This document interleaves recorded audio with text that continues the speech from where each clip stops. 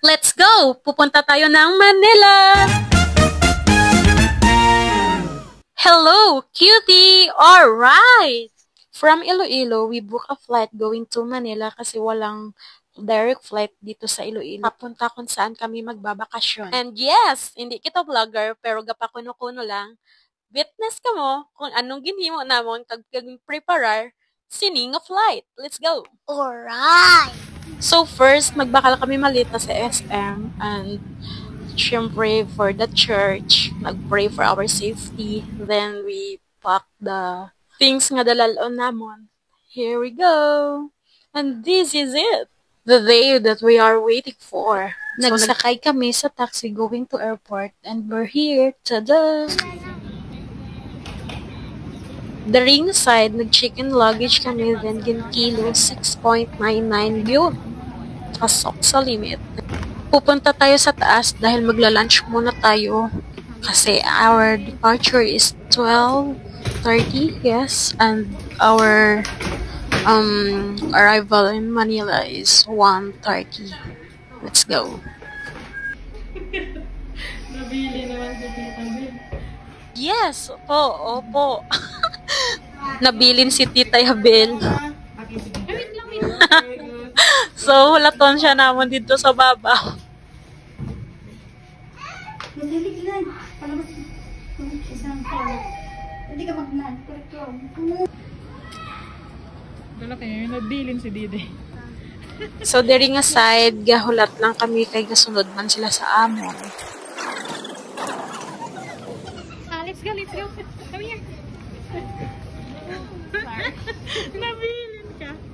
After that, yun pag-check lang ang mga dala, then outfit check, yes, and nag-lunch kami sa GD, then waiting for airplane.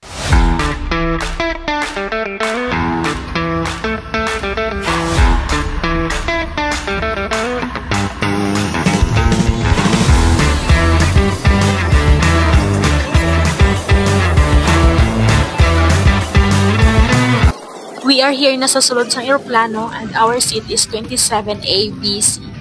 Baby, let's go. Hindi, dito ka sa phone.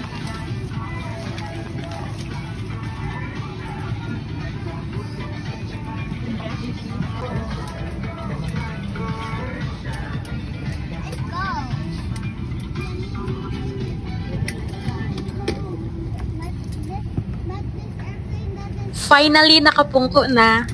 It's picture time and ready to fly. Z2310 bound for Manila. This scene feels like what I once saw on a screen. I search for sa Manila.